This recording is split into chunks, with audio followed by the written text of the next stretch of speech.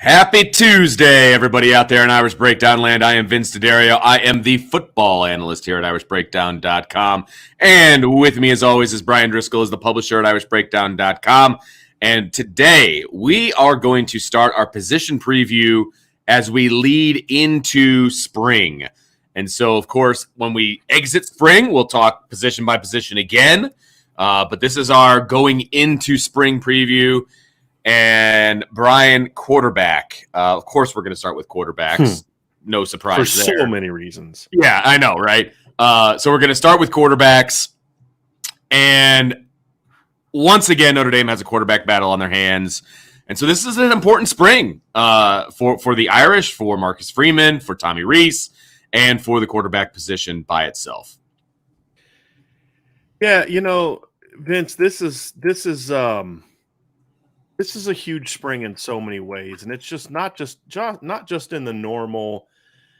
Oh, there's a quarterback battle. Who's going to be the starting quarterback? Quarterback's a very important position for your football team. I feel like this is an even bigger spring for Notre Dame at quarterback in a lot of ways. And of course, the position battle is important, right? Like the normal things about who's going to start. Is it going to be Tyler Buckner? Is it going to be Drew Pine?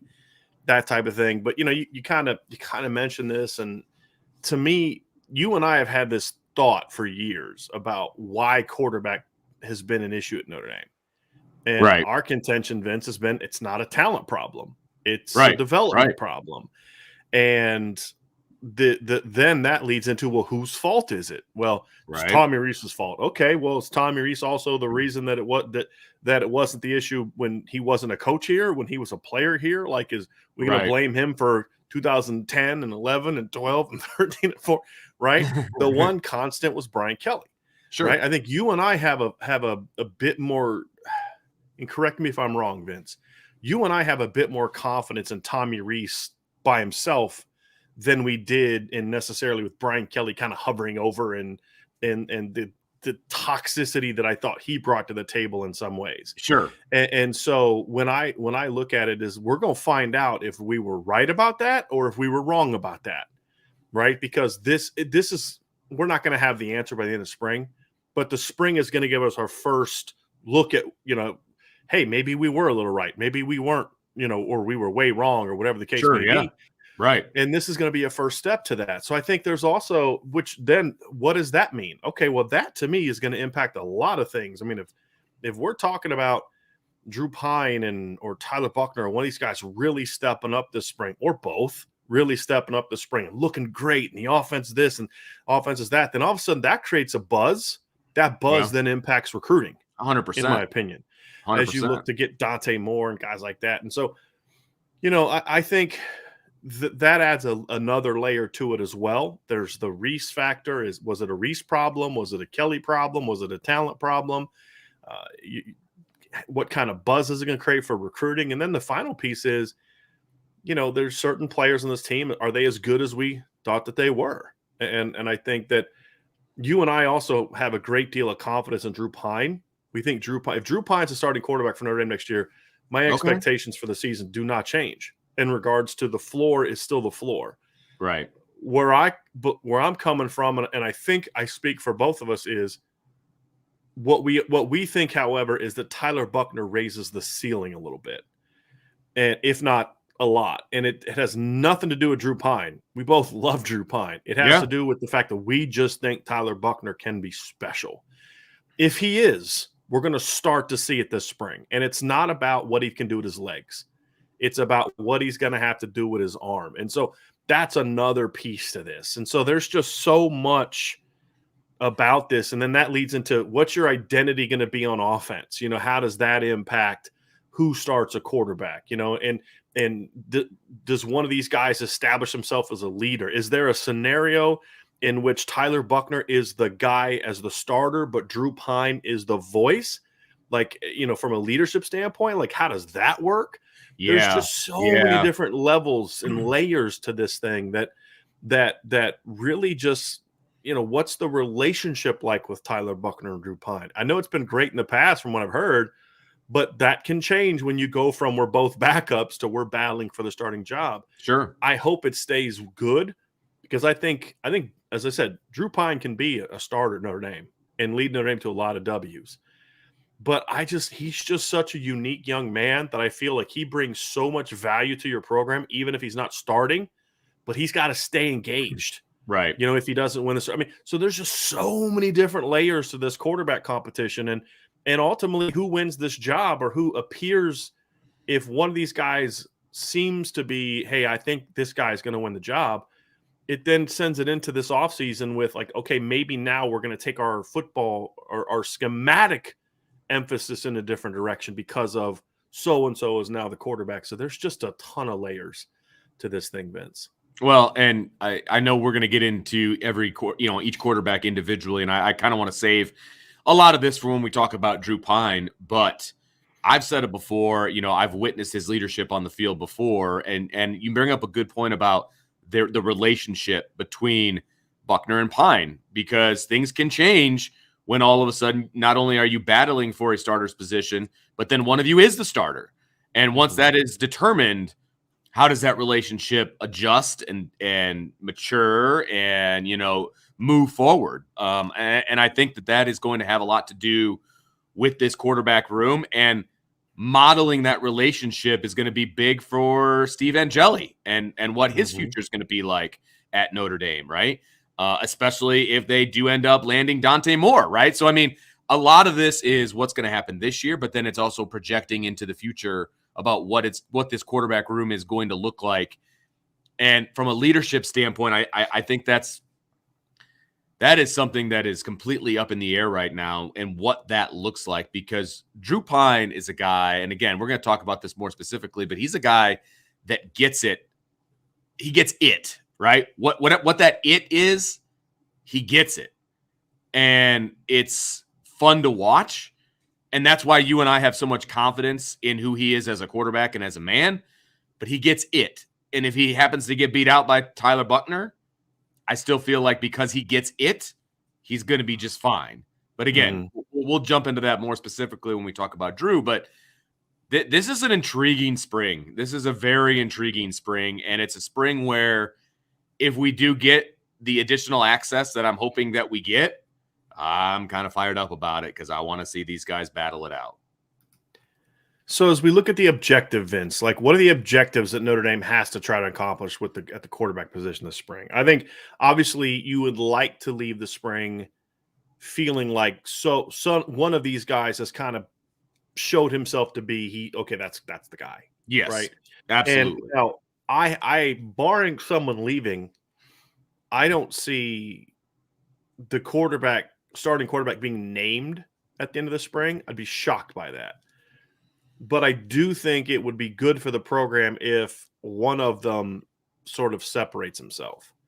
And it doesn't have to be because one guy didn't play well. I hope that they both play well. One is just way better where it's just obvious. Now, the other player should still get a shot early in fall camp. But I feel like if one guy, because there's only 14 practices, and then the blue gold game counts as the 15th practice, for one guy to sort of distance himself in 14 practices, it means that guy played really, really well, right? Most likely. That's a positive for Notre Dame. You'd like for that to happen, whoever that may be. I think we need to see leadership be established at this position, and it can't just be from Drew Pine. It has to come from both of them in some degree. And then the third piece is can you create some buzz? And I think that matters. And I'm not so much talking about buzz from what we talked about earlier. I mentioned that, the outside buzz, right? From recruiting and excitement and energy in the fan base and all that. I'm more referring to just buzz within the program, because if one of these quarterbacks can kind of go out and be like, hey, trust me, I'm as good as you think I am, or I'm better than you think I am, I think that creates a lot of buzz in the program, because I feel like when you have a quarterback that the players truly believe is like, this is that dude. And I'm not talking about believing like, hey, he's our guy, but he's that dude, right? Like there's a different confidence level that the Notre Dame players are going to have in a Jack Coner and Ian Book, right? Which is, hey, that's our guy. That's the right. We're going to follow him. Yeah. Right. And then there's a confidence level that you have when your quarterback is a Trevor Lawrence or a Mac Jones or, a player like that, where you're like, he's that guy. You know what I mean? Like, sure, this guy's really, really good. And as long as I do my job, we got a chance to be special. And that bleeds into every aspect of your program. It affects the defense. Sure. It affects Brian Mason, the special teams coach. Like, hey, man, we can take some chances here with our return game because we got that dude at quarterback that if for some reason, this reverse kick return doesn't work and we get pinned at the 15, we got that dude at quarterback, right? It gives Marcus Freeman more confidence as a head coach. Hey, Tommy, look, once you cross midfield, be thinking that, kind of have it in your head that we're in 2-down territory because we got that dude at quarterback. Or maybe it's every time once we get inside the 40, be thinking we're in 2-down territory. Or, defensively without goal, hey, I can take some chances here because I know if for some reason we give up one, we got that dude at quarterback. We're going to be okay. That impacts your entire program. And so you'd like to have some of that buzz being generated coming out of spring. And again, I think there's one guy that does that more than the others. Yeah. But and that would be Tyler Buckner. He's got to go show himself.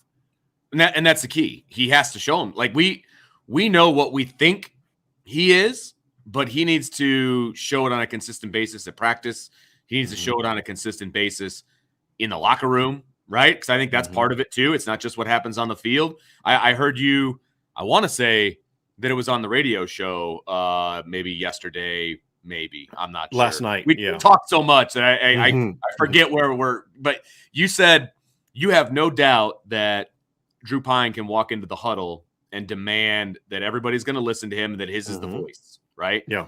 But it is Tyler Buckner at that point. Can he walk into a huddle and demand that respect right away, right off the bat? And that's a legitimate question going into the spring, right? Now, I anticipate that he will be able to do that. Right. But he's got to do it. But he's got to do it. That's exactly right. And I think that that's a really legitimate point.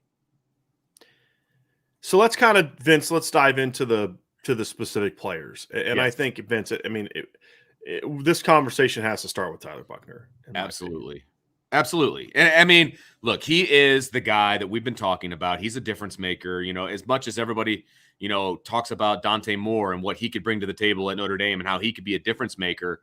Well, they've got one on and no doubt, but they've got one of those on the roster. I mean, 2 years ago, could it be 3 years ago at this point?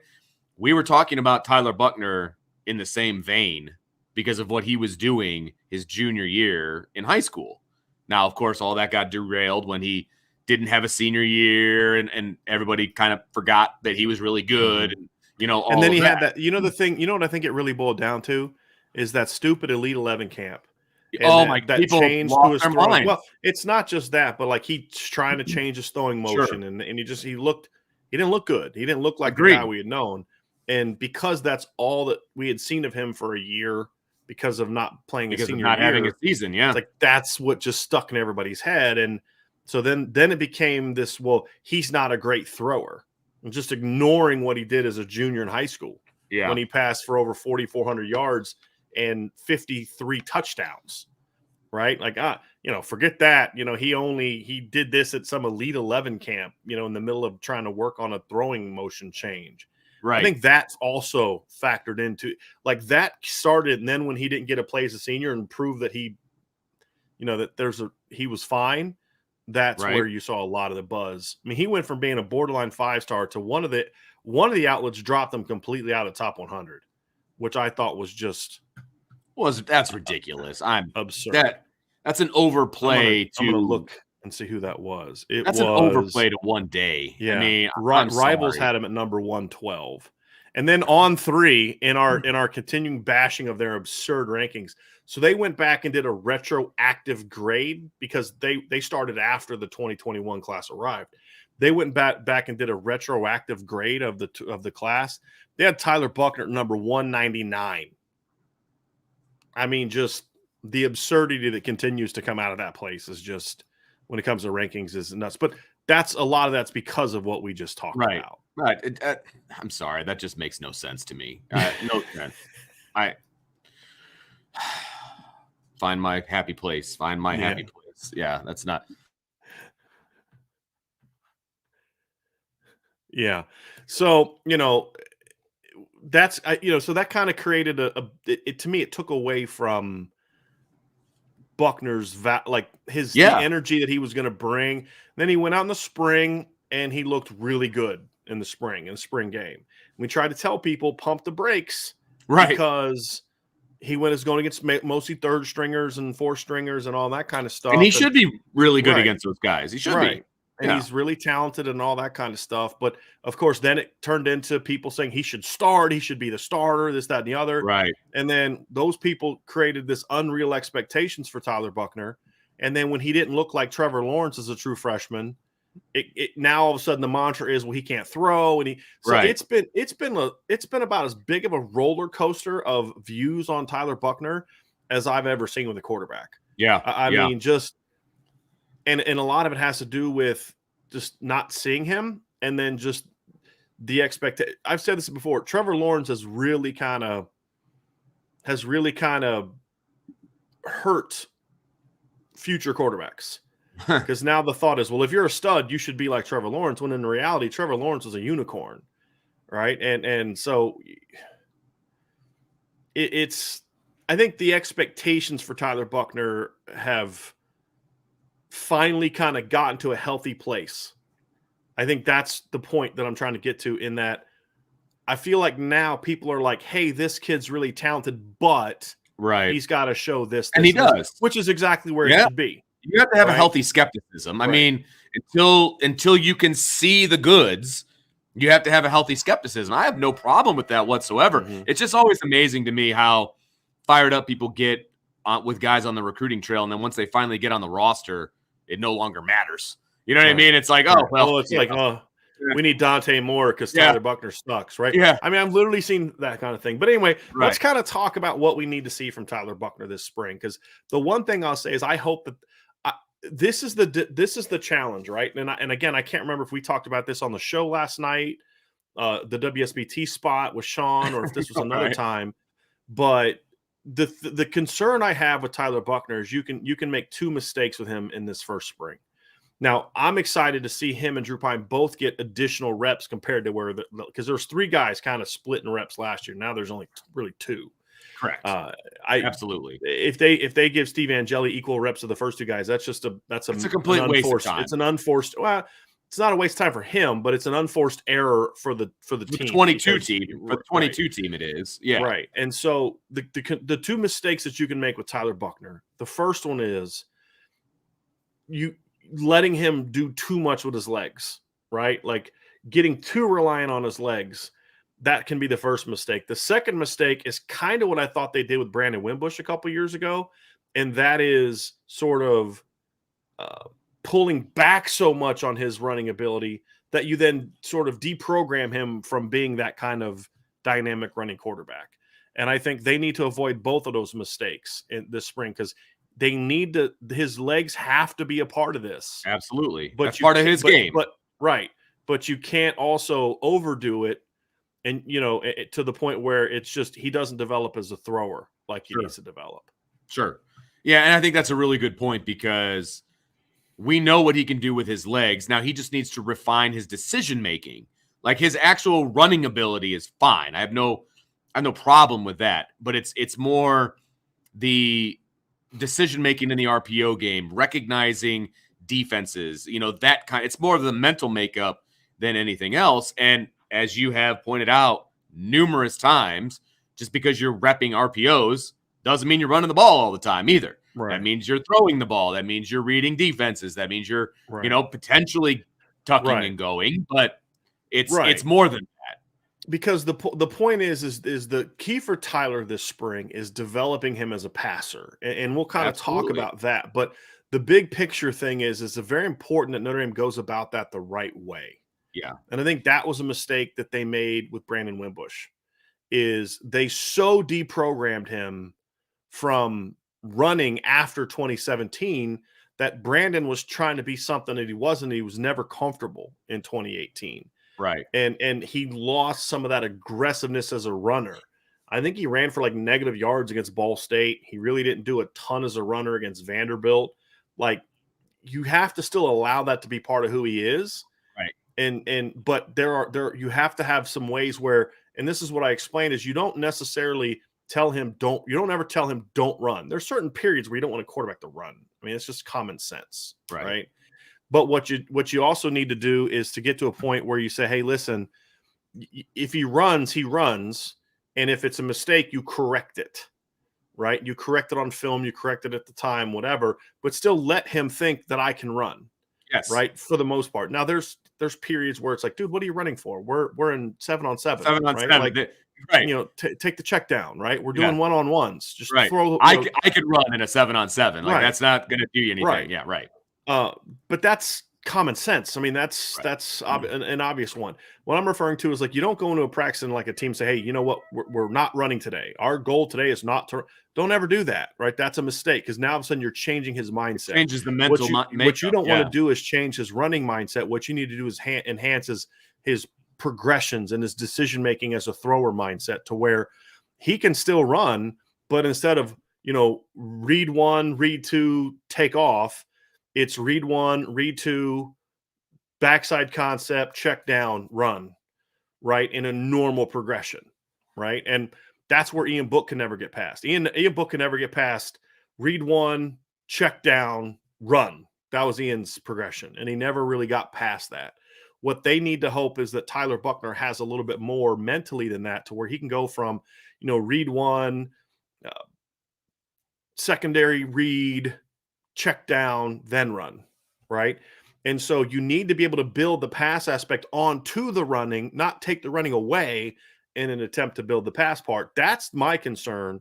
And the reason it's a concern, and this is the only area that I am concerned with Tommy Rees as a quarterback's coach, is the fact that he is young, but it's more of the fact that youth means he just hasn't experienced as many different types of quarterbacks. Right. As maybe a guy that's been doing this for 20, 30 years. Well, and he's never experienced Tyler Buckner before, really. Well, yeah, he has.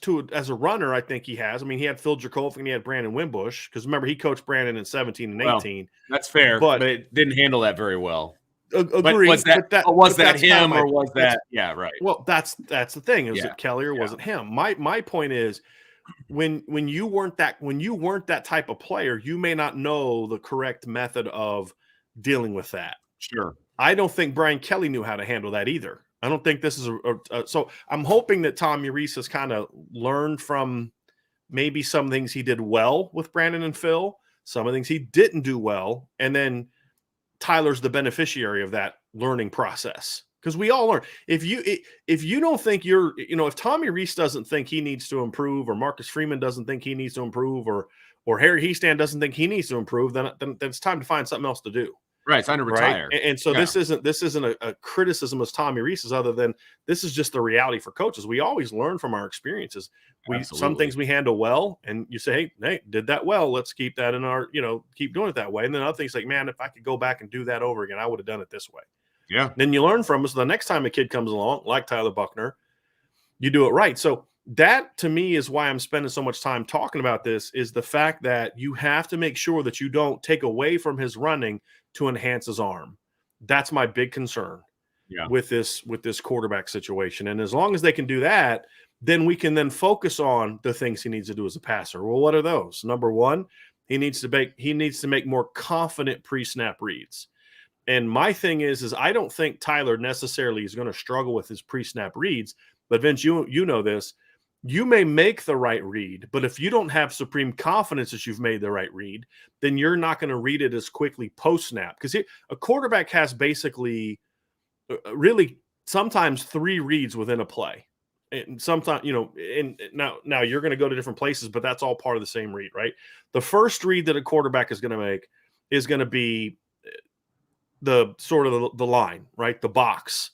Hey, I got to set the protection. That's the first read that a quarterback has to make. I'm setting the protection this way. So, they're in an under front and these two guys are walked up. We know that when they're in this look, we know that this is the way we have to slide our protection, or we have to set the protection. Are we going to slide the protection? Are we going to do a mic protection? What are the different things that we're going to do? Am I calling a back in? Am I going to set check to a max protect? Am I checking to an empty release? There's all types of things that he has to decide like that. The second part of the pre-snap read is kind of looking at the whole structure of the defense, right? So based on what we've got called and how we're lined up, these are the guys that I'm reading once the ball snapped. I'm reading this guy to this guy, right? That kind of thing. So I'm reading the flat defender to the hook curl guy, or I'm reading the safety to this, right? That's your read. And then, of course, the third part of the read is the post-snap read. If you are confident in your pre-snap read, you're going to make a really quick, sharp, confident decision on your post-snap read, even if your pre-snap read wasn't necessarily correct, right? Like you may think, hey, I should have read this guy, or I should have made this check, or I should have done this. But as long as you're confident with it, you can still have a chance to make a play, even if your pre-snap read was incorrect. So the first part of that is making confident pre-snap decisions. Now, something that Notre Dame could choose to do in the spring, and I don't know if they will or won't, just an option, since they have young quarterbacks, they have a very older veteran center, exactly. is have Jarrett Patterson be more responsible for the protection call. So what Tyler Buckner can do is, so Jarrett Patterson can see the inside backers and he can see the line. He may need help seeing this. So like they may have a check system where they have Tyler Buckner identify where the overhang is. You know, hey, Leo means overhangs to the left. You know, Roger overhangs to the right, something like that. So then he knows, okay, here's what the box looks like, but the numbers are over here. So then he can set the protection, right? So that way you take a little bit off of Drew Pine and Tyler Buckner mentally when it comes to setting the protection. Because they're both, young quarterbacks. Right, exactly.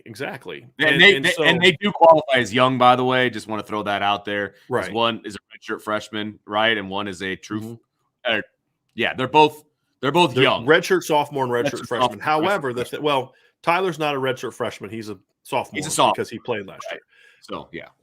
Drew's a redshirt freshman. Technically, Drew Pine's a redshirt freshman because he has a COVID year, right? And he redshirted last year. He played in four or fewer games last year. Yeah, that's right. And so technically, Drew has as much more eligibility than Tyler has. That's crazy. The craziest thing to think about.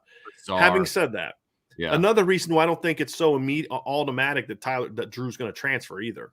But anyway, beside the point. Right. We'll get to him in a minute. The thing about Drew, too, is Drew missed his first spring. Had one practice, and then COVID hit, and that's right. They didn't have any more spring. So he's had as many full spring practices as Tyler Buckner has had. Right. So even though he may be a year older, I don't think we should count him as having the experience that maybe a normal rising junior would have. And then they didn't play him hardly at all in 2020. And then he was splitting time with Brendan Clark. So I don't think Drew, I think that's the thing, is he is a smart quarterback that maybe can convince you that he's maybe further along than he actually is. So that's something that I would consider doing, is having the center make the call. Now he can tell Tyler or Drew the call, and then they can let the rest of the line know, because when you're in a loud environment, the center can't always get the word out to the tight end or the tackles or whatever the case may be. So that would be something they could do. But then it's just really enhancing Tyler. This is for Tyler now, really enhancing and getting comfortable with, who am I reading, right? Because once you get comfortable with who you're reading, the reading part tends to kind of take care of itself. Sure. It's the confidence that, hey, this is who I'm reading. This is my primary read. This is my secondary read. This is my hot read.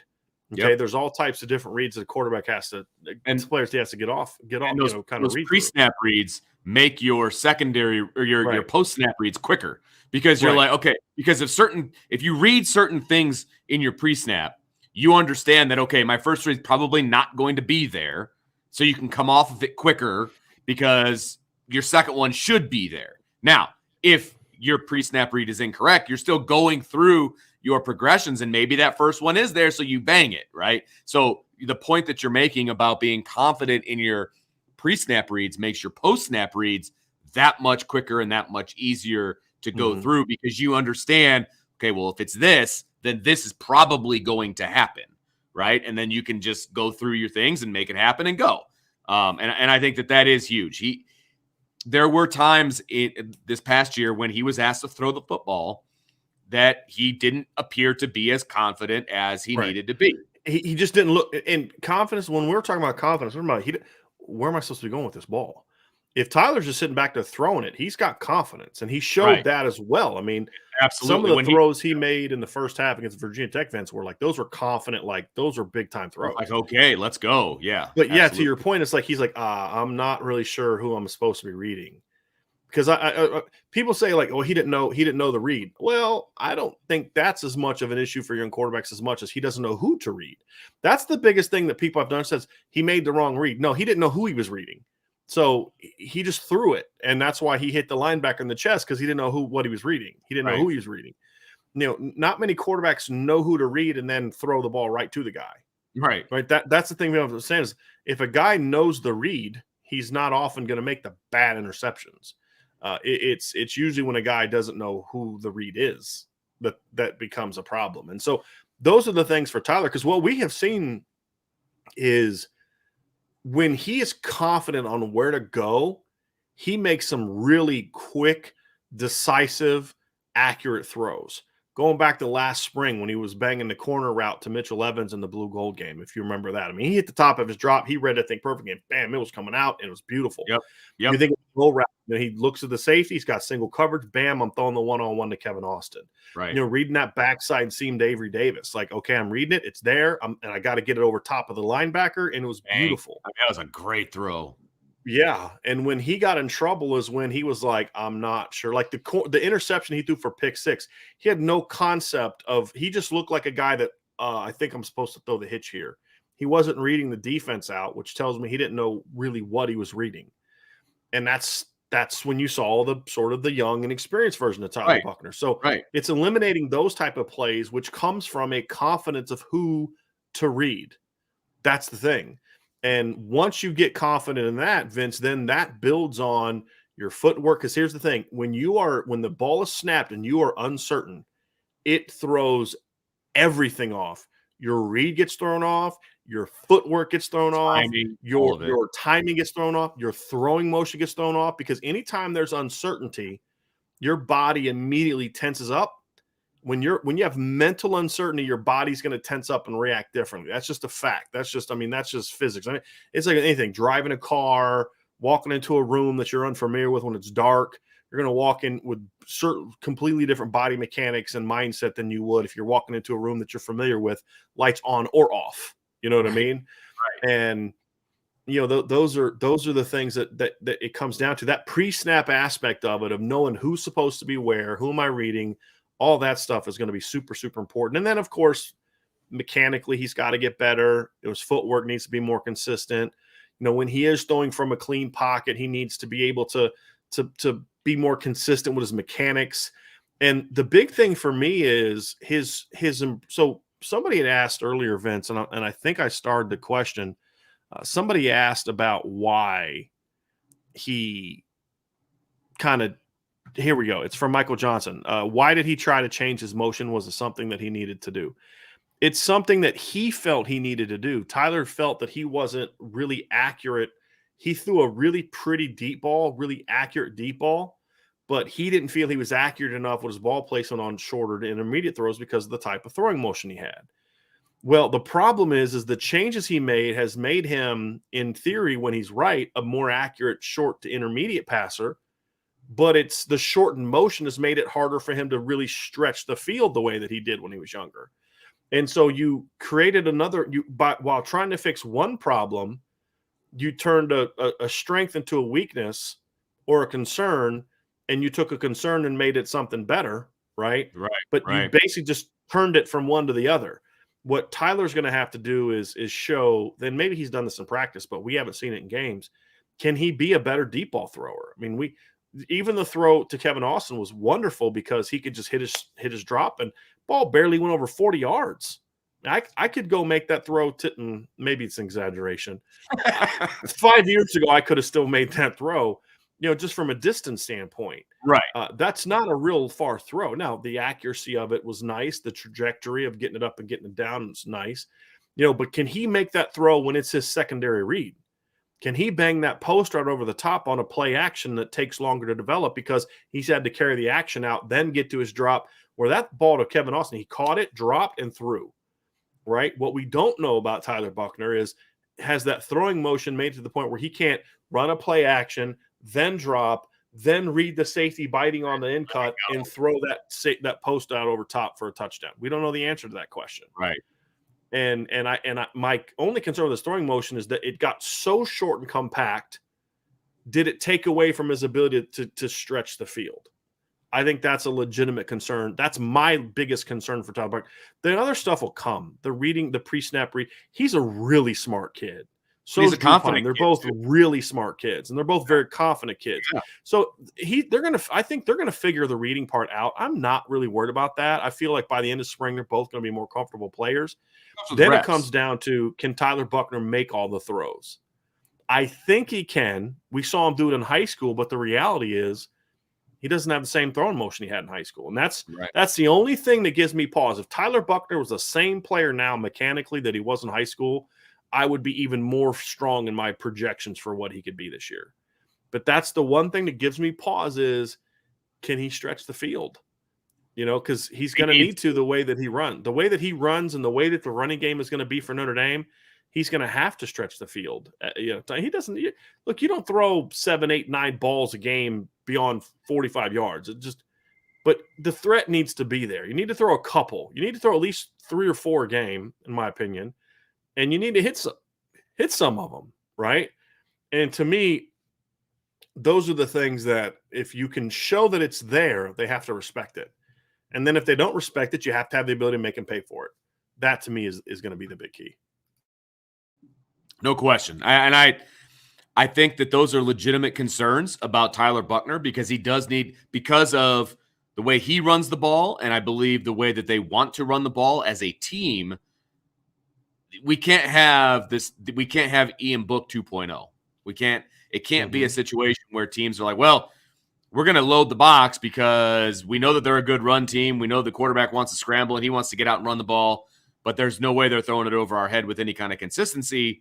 So we're going to turn them one-dimensional, and the only way to beat us is to throw the rock. Well, you got to be able to throw the rock. You have to keep defenses honest, and that's what Tyler Buckner needs to do, right? I mean, that's where he needs to be for this offense, this team, to take that next step. And that's a legitimate question right now. Mm-hmm. So then it's Drew Pine, right? Then we get to Drew Pine as a player, Vince. And this is a big spring for him too, because if he doesn't beat out Tyler Buckner now, it's not going to happen a year from now. Right. It's not like Tyler's going to start this year and then Drew beats him out a year from now. Like, this is his chance to earn the starting job. So I would argue this is an even bigger. If Drew wins the starting job now, it's not a given he's going to finish the year as the starter, even if he plays well because of Tyler's ability. The other one is not true. If Tyler wins the job now, it's going to require him to be really struggle or to get hurt before Drew steps the starting lineup. So I would argue this spring is even bigger for Drew Pine, in my opinion. That's an interesting take on this whole thing. And I do believe it's a legitimate quarterback battle. I think that Drew is going to have every opportunity to win the job if he can go out and take it. Do I anticipate that is going to be the case? No. But you said it at the beginning. I have a lot of confidence in Drew Pine as the quarterback at Notre Dame. I think they can win a lot of games with Drew Pine as the quarterback. I just don't know that he is the guy that you need to take you over the hump to get you to that next level. Now, he has a ton of intangibles that I friggin' love, right? I mean, he is a leader, and he's an emotional leader, and it's obvious that those guys want to play for Drew Pine. There's no doubt in my mind that is the case. At least it was last year on last year's team. I don't see that changing going into this year's team, right? I mean, I think Drew Pine's intangibles are what make him exciting to me. And that's where I get excited about Drew Pine. I love his intangible. As a coach, you can't coach that stuff up. You either have that or you don't. And Drew Pine has it. Right. That's just in his DNA. Yes. I mean, that's the point. Right. What's strange? It's funny. There's a comment in the section about his shoulder pads. It's amazing the things that go look at his shoulder. I just looked at a picture of him and Jack Cohn, and his shoulder pads are as big or smaller than Jack Cohn's pads. Tyler Buckner's pads are not his problem. He doesn't throw that way because of his shoulder pads. Okay, it just I think the University of Notre Dame would be able to figure out if his shoulder pads were creating a problem, right? Because as a former quarterback, I can tell you I've put pads on and immediately was like, nope, not going to work. Nope, not going to happen. You know that immediately because what's the first thing a quarterback does when he puts pads on? He goes like this. Yep. That's it. He goes like this, right? It'll go like this a couple times, and then he starts to go like this. You know before you walk away that that's a problem. And that's part of the fitting process. Oh, you got to use those. No, sorry, that's all you get, right? I mean, okay, you may say that at a high school, right? Because, hey, that's all we got, dude. Like, we have one pair of quarterback pads. So it's either those or we'll give you these D-tackle pads. At Notre Dame, that's not a problem. If it was at all limiting the Tyler Buckner throwing motion, he would know it. They would know it. That has nothing to do with his throwing motion. Because it looks like that when he doesn't have pads on. It's the same thing, right? And so – it's just kind of funny that conversation is kind of taken over the chat a little bit. But anyway, back to Drew Pine. I think that's the thing for me, Vince, is he's gonna his confidence and his mind are gonna have to overcome the gap between him and Tyler Buckner physically. Because he's not as athletic as Tyler. He doesn't have the arm strength that Tyler has. Now, Drew from 15 yards in can put some zip on the ball, right? Like what Drew and we even saw it in the long touchdown pass to Braden Lindsey in the against Cincinnati. I mean, that was a good throw. It was like a 30-plus yard touchdown pass from the far hash, but he had to put everything he had onto that throw, right? And that's kind of the question is like, okay, that is kind of what you wonder with him is how is an extra season in the weight room? How can it add anything to that? Sometimes it can, sometimes it doesn't. And that's going to be my question with Drew is mentally, he is rock solid. Leadership wise, he's 5-star, he can handle the offense. He can manage the offense. It's the physical tools that are my question. The other thing that he needs to improve upon, Vince, is his ball placement last year was not always where it needed to be.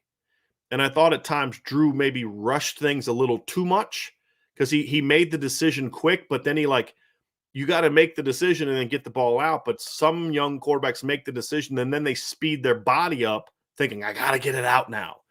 And that looked like what I saw from Drew last year is that sometimes when he made a quick decision, he would start to rush his mechanics, which then caused him to be look, the difference between if I'm running a pass and the difference between the ball being here and here could be a touchdown and an incompletion or a pick. I mean, that's the thing is like just from this to this in college football against good teams, it can touchdown, incompletion, pick. I mean, it can be just that right there. And, I look at it and I say, he's got to clean that up a little bit because he can't afford to not have really just precise ball placement. That needs to be right. Like that needs to be, accuracy. Right. Now, we have seen him show excellent ball placement. So I think the tools are there for him to do that, but he's got to mentally kind of get his body right when he's actually playing in like live reps. Cause I think that's where he kind of gets in trouble is he speeds his body up because his mind makes a quick decision. Then that forces his body as opposed to just being, hey, I'm reading, my mind's there. I'm clean, I'm snapping it off and I'm getting the ball out there. And so that's kind of where I'm at with Drew Pine is those are the two things he's going to have to work on. So deep ball for both of them is a big question mark just because we haven't really seen it a ton. And then for Drew, it's just he's got to be more precise. That's the thing that I think limited Drew Pine last year. And that's the thing that kept him from sort of being that guy. There's a reason they didn't go to him when Jack was kind of struggling a little bit. Number one is confidence in Jack. That's the big thing is like, well, what's wrong with Drew Pine if they're not going to go to him? Nothing. They just really think Jack can be a really good player. And then their loyalty to Jack paid off, in my opinion, the second half of the year. Yeah, I right. Agree. And so then the other part of it then is, but there were also some parts of Drew's game that need work. And we saw that against Cincinnati as well. There were some throws that were there, that he didn't make against Cincinnati when he replaced Jack, and there were he had some great throws in that game. I mean, he did, but he had some throws. You're like, yeah, you got to make, if you're going to beat out a veteran at quarterback, you got to make that throw. Well, now he goes into another year of experience, and now you feel like, okay, now he's in a position, Vince, where you feel more comfortable with him being able to make those throws. But that's the key for Vince, for Drew this spring, Vince, is he has to be, if he's going to win the job, Right. he's going to have, and if he gets the job, whether it's through winning it or injury or whatever, he has to be the ultimate point guard. And one of the things about when we talk about point guard, we're talking about the old school, the John Stockton, the hey, I may not make a lot of plays, right? Like a Tyler Buckner or a Phil Dracovic, where they're running around and doing all that stuff. I may not do that, but I'm making plays by getting the ball exactly where it needs to be, exactly when it needs to be there, and in the right position. Because right. If you think of the ultimate point guard thing, if you're running a 3-on-1 fast break, when you do a no-look pass or a normal pass, whatever, if that bounce pass is behind or in front or too high, it could keep that guy from really making a clean cut and getting that ball laid in, right? I mean, that's the aspect. I mean, it's got to be precise. Like, it's got to be on time. He's got to catch it, go up, raise up, and put it down.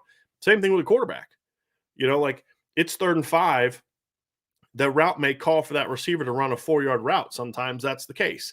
And if that ball's behind and he has to hesitate for a second, he's catching it and he's getting tackled short of the sticks, right? You get that ball out to the right read and you get it out time where he's catching it, and as he's running and he's clean, he can turn it up and get a couple more yards, get his momentum going. That little bit of difference can determine whether it's going to be a first down or you're punting or an interception or no points or whatever the case may be. And Drew can't afford to not be that precise. He has, because he's not Tyler Buckner as a runner. He's not Brandon Wimbush or Phil Dracovic as a runner. He's not Ian Book as a runner. Like, I mean, he can move the chains, right? On 3rd and 4, if you leave it open, he can take off and move the chains, but he's not going to go out and run for 600-700 yards this year, right? It's going to be all about, he's got to know where it's going, when to get it there, and where to put it. And if he does that, and he just, great decision. Eventually, that steadiness is going to win the day over a guy that makes the wow plays but can't do it consistently. Now, everyday plays. I would argue that if Drew Pine and Tyler Buckner are both consistent this spring, I don't think there's any way that Tyler Buckner doesn't start, because he is also the dynamic playmaker. But if Tyler's not consistent, then Drew can't afford to not be consistent if he's going to beat him out. And that, to me, is going to be the key. Well, and I think that is absolutely the key. He needs to excel in the areas that he can excel at. And I don't want to say he needs to be perfect, but kind of needs to be perfect when it comes. He needs to be precise. I mean, that's the thing, is you're going to be off. You're going to have mistakes, but like, he really needs to just consistently he makes great decisions. He's putting the ball where it needs to go to, and that kind of thing. One of the things that we kind of mentioned, but not really, is that because Drew is such an emotional leader on this team, I think there also needs to be a balance between, because I think when he would rush his throws sometimes, I think he was just like hyped up, I think that's part of it for him. And then he would rush through things physically as well. And so I think there needs to be that balance for him mentally as well. Okay, you can be that emotional leader, but when it's time to play, you got to relax a little bit. You know what I mean? And I think finding that balance will come for him with reps and things of that nature. But I think that's something else that he needs to work on a little bit. You know what I mean? It's just balancing the hype train to playing as well. You know what I mean? I think that's going to be a big part for him too. So Steve Angeli, let's talk about Steve this spring. I mentioned this last night. If I'm Notre Dame, one of the things I'm doing with Tyler and Drew is early on, I'm setting all my quarterbacks up the first week for success. We've talked about what that means. You're putting the exact look that you want in certain drills. And now look, when you get the team, you have no decision on that, because the defense is going to do what the defense is going to do, right? But there are times when you're trying to do things, and this is a conversation I would have with Marcus Freeman, and it's a conversation I would have with Al Golden. Hey, listen, I need to have a couple days during the spring where, look, we're putting you guys in bad spots. Because I think that's good for the defense sometimes too. Like, hey, we're going to make some calls where this pass concept is going to be tough to stop when we're in this coverage. You have to be prepared for that, right? Maybe make a play. You know what I mean? Right, Like you might have to. Yeah, right. And so I would have, hey, look, can we have these periods? And when they are, because you got to, during spring, you got to coordinate between offense and defensive coaches. Absolutely. Because what we can't have is last year where you're just beating our brains in every day. Now, part of that's not going to happen because I don't think the line's going to be as bad as it was last spring. It couldn't be. I don't think it's going to be. It's true. But I think it's actually going to be good, is my point. But, yeah, it can't be as bad. But that can hurt the confidence, right? So early on, you've got to establish confidence. As I start to ramp up the pressure on Buckner and Pine, I'm not doing that on Angeli. For me, with Steve, it's about just getting his confidence level up. And not that he's not confident, but it's with any freshman. You've got to come in and you've got to get them set and establish just a nice rhythm and, find a couple things that he likes and that he does well and let him rep those out a lot so he's comfortable. Because that does two things. Number one, that gives him a lot of confidence. Number two, that at least as you get into the fall, I would start off kind of doing the same thing the first couple weeks of fall camp. And then as you get closer to the season, maybe I'd ramp up just a little bit more. But you want to have a foundation that when you get into games, that Steve can run these 5 pass concepts. If he gets thrown into an emergency situation, that he can run these 5 concepts and he knows this run call and he knows that run call and he can get us out of a game, right? And if he is thrust into that situation, you want him to have that small little package that he's super confident in. Right. And those things are important for me because look, Steve Angeli is not going to be in the quarterback battle this year. Whether you think he is a top 150 player like ESPN does, or if you think he's a 3-star like we do and some other places do, your mindset should be the same, which is this is not a year where he's battling for the starting job. This is a year where you're laying a good foundation for him. You're going to focus more on fundamentals with him. You're going to focus on giving him a smaller package he's comfortable in. Then eventually over time you build on that. Maybe if there's some technical things you want to work on, hey, look, his feet would get him in trouble sometimes. So we're really going to make sure we're emphasizing that in the spring. I think those are the more important things for me for Steve Angeli is really giving him a good foundation to build upon.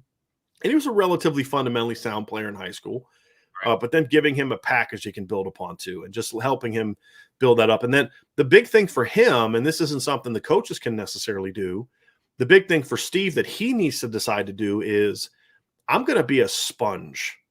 I don't care if Coach Reese is talking to me or Tyler Buckner or Drew Pine, every time he speaks, I'm going to act like he's talking to me. And I'm going to process what's being said. This is something that young players can do is they kind of are on the sideline and the coach is yelling at somebody else and they're not locked in. And then what happens? Then they get out there and they make the same stinking mistake because, you were talking to so-and-so. Everything I say is meant for everybody, right? And so if you're Steve Angeli, be a sponge. Out of me, by the way, when I'm coaching. Oh, yeah. When you coach a kid up, you just coached him up, and then the next kid comes in and does the exact same thing. It's like, oh my gosh, are you kidding me right now? Yeah, 100%. And so even if it's not directed right at him, he's got to be listening all the time, because the last thing you want, because eventually the coach will be like, you know what?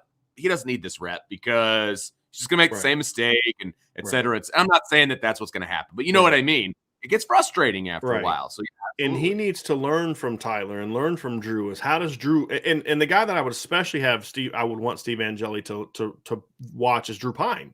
Yeah, because I think they're more similar players. The offense they're going to run are players. Steve's not a guy that's going to run. Drew's I think more athletic than Steve is. At least he's quicker than Steve is. So hey, see how Drew goes about his business. Watch Drew. If Drew's doing this, then you should probably a good idea for you to do that, right? Because for a high, Drew's a professional in how he goes about his business every day. From everything I've ever been told, Drew Pine is one of those kids that he's going to do everything you need him to do. Like there's never going to be a question of, is he going to put in the work? Is he going to put the film study in? Is he going to do what he needs to do in the weight room? Is he going to be on time? Is he going to do this? Is he going to do that? From what I'm told, Drew is that guy, right? He does all that. So you want a guy like Steve Angeli learning from that, because you can't have Steve Angeli learning from Tyler Buckner because they're different players. Right. And say, hey, this is what Tyler does on this play. No, it's like telling, hey, my 2-guard. Well, this is what Mike Jordan did on this play. So we should have you know what I mean? Like, I can't do what that guy did. Right. And that's going to be a key. And so for me, it's a learning experience for Steve Angeli. And the more invested he is in being locked in every day, every film session, every install session, being locked into what Coach Reese is saying, and then studying his fellow quarterbacks to learn, hey, this is how it is in the University of Notre Dame. You want to be successful, this is the things you do need to do. So that's what the spring is, in my opinion, for Steve Angeli. Is it could be a great learning opportunity for him.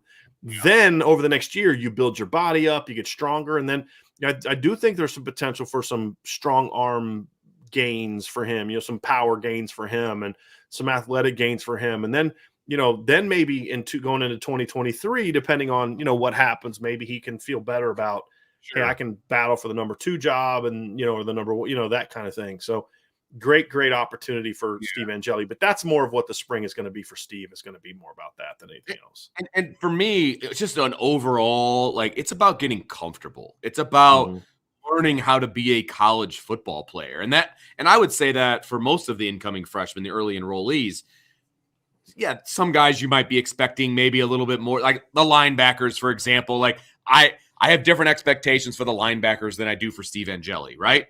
I think that's fair. But it's also still about getting comfortable being a college football player. How does Marcus Freeman, your new head coach, run a practice, right? And that's going to be the same for all of these guys, really. But getting used to it, because I can tell you right now, college practices are way different than high school practices, And every one of these early enrollee freshmen, they were the dudes at their school. Well, they're not the dudes right now, and so they got to learn to kind of, okay, I'm the low man on the totem pole now. I've got to, like you said, become a sponge, all of those different things. And so it's about getting comfortable. It's about balancing school. It's about, watching and learning, because maybe you're not going to get as many reps as the first team and the second team, right? So you've got to make sure that you're getting those mental reps. And so, yeah, my expectations for Steve is just that he gets comfortable, that he learns how to be a college football player and all of those things. And that's what it's about when you're an early enrollee freshman. Mm-hmm. Yeah. So Vince, we're going to ask some key questions here as we go into the spring. For me, I really have one big picture question, and that is a starter going to seize hold of the job? Somebody's going to start next year. Is it because, this is the guy that made the least mistakes, or is it going to be, this is the guy that took hold of this job and said it's mine? So right. Jack Cohn did last year. Yeah. I mean, that's what Jack did. That's what you want to do, right? And somebody it could happen in the fall. You'd like for it to happen now. You'd like to kind of go out of spring saying, hey, this guy kind of did it. Like this guy took hold. It was obvious that Jack Cohn took. I mean, I don't remember when he named Jack Cohn the starter, but it wasn't until in fall camp. But it was remember, it was a couple days in the fall camp, and they're like, yeah, we're going to name a starter soon and all. I mean, we all knew coming out of spring that it was Jack's job. That was expected because he was a 5th-year senior and the other guys were young. This is a little bit of a different situation. You'd like to hope that somebody just plays so well that they take it. They take hold of that. Then it'll be obvious to everybody, even if there's not an official announcement made. I mean, it'll be it's clear that this is the guy, and that's fine. Whether they announce it or not, because I don't really care when they don't have to look. They don't have to tell us until Saturday morning, September 3rd. I don't care, But it's the team needs to know. The team doesn't even need to know necessarily from this is what the coaches told them. They know. Oh, like this dude was out there. He was with the first team every time. This guy was making a ton of plays. Yeah, that's our guy. Right. And that's what was so dumb about last year's look, if you're going to not name Jack Cohn and pretend then why are we only ever seeing Jack Cohn with his first team? Right. At least mix it up. I mean, whatever. But anyway, I don't talk about that anymore. So I would that's a question. Will someone seize hold of this job? The second question is also kind of for all the quarterbacks is, will the production in the deep game get better? It hasn't been good for years. I thought it was going to get better last year. It got better later in the season, but it still was never good enough to where they were aggressive enough throwing the ball downfield and then successful throwing the ball downfield. I want to see if that gets better. And then with the 2 returners specifically, my biggest question for Tyler Buckner is, can he become a more efficient thrower? If he because that entails decision making, mechanics, all of that turns into what's the byproduct? He's an efficient passer. Right. He knows where it's going. He gets the ball out where it needs to go. High completion rate, correct reads, all that kind of stuff. Right. If that gets added to his game, he's going to not only win the starting job, he's going to be one of the 10 best quarterbacks in the country next year, in my opinion. Right? Damn. Can he get there or not? That's the question. And then for Drew Pine, I expect him to be the efficient guy, but can he be the playmaker? Can he become more of a playmaker? Now, I'm not asking Drew Pine to be Tyler Buckner. He's not. But what I'm saying is, can he make more off-platform, out of structure plays? I think if he's ultimately going to beat out Tyler Buckner in a manner where it's not about Tyler Buckner struggling, then it's going to be because Drew has added a bit more. When Tyler's running left against Toledo, the defense comes up and he just flicks the ball over top. And, can Drew do some of that stuff? Yeah. He's going to have to add some of that to his game if he's going to beat out Tyler Buckner, if Tyler Buckner also plays well. That's the key, is he's going to have to improve his game. Can he do that this spring? That's my big question for Drew Pine. So efficiency from Tyler Buckner, it's almost like the opposite. The biggest question is, can the quarterback kind of do more of what the other guy's known for? Absolutely. But that makes them both more balanced. Right. Because we're not saying they need to be the other guy. Right. It's about, this is his strength and this is where he's got to get better, and this is his strength where he needs to get better. And it's kind of overlapping of what the other guy is, because they are kind of different players. Sure. And then the winner of that battle is then going to kind of determine what direction are they taking the scheme a little bit next year, especially the run game. I don't think it impacts the pass game a whole lot. I think if Tyler Buckner's clearly the guy, then you're going to naturally go into fall camp thinking we're going to do more stuff with the quarterback runs and different aspects of it that you won't with Drew Pine.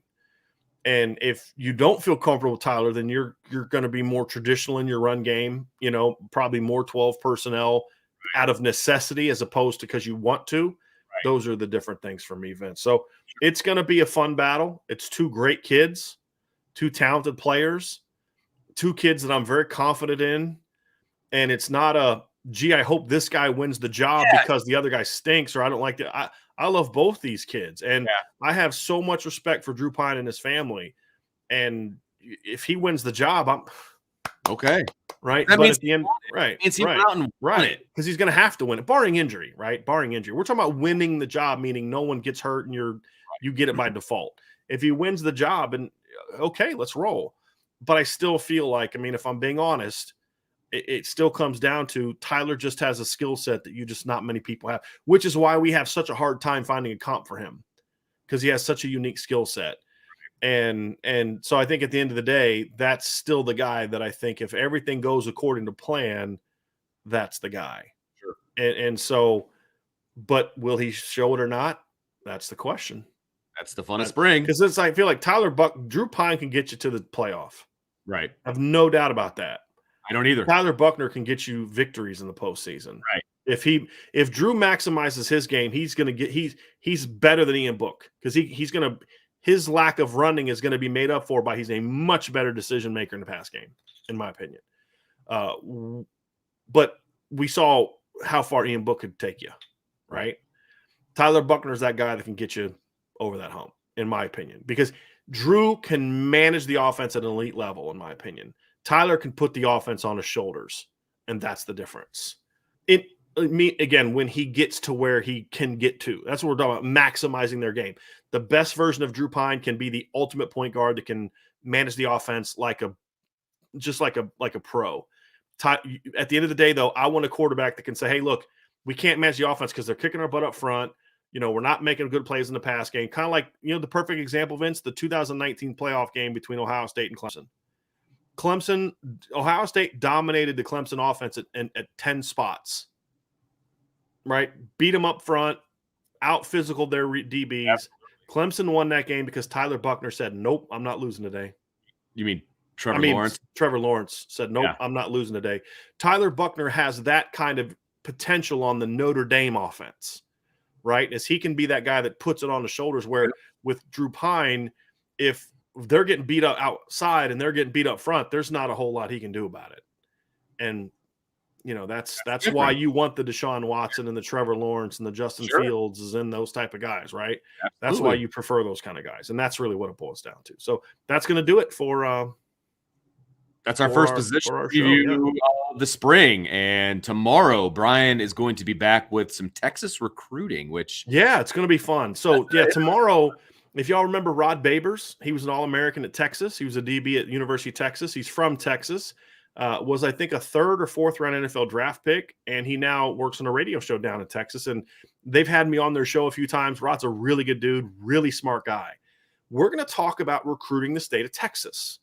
And he has some very interesting views on Notre Dame recruiting the state of Texas, which I thought were really good. And I wanted to get him on as opposed to a Notre Dame player from Texas, because obviously those guys are prone to going to Notre Dame. I wanted to get somebody else about what makes Texas unique, why it should be important for, for Notre Dame to recruit. And then can Notre Dame have success? And then we're going to have some fun too.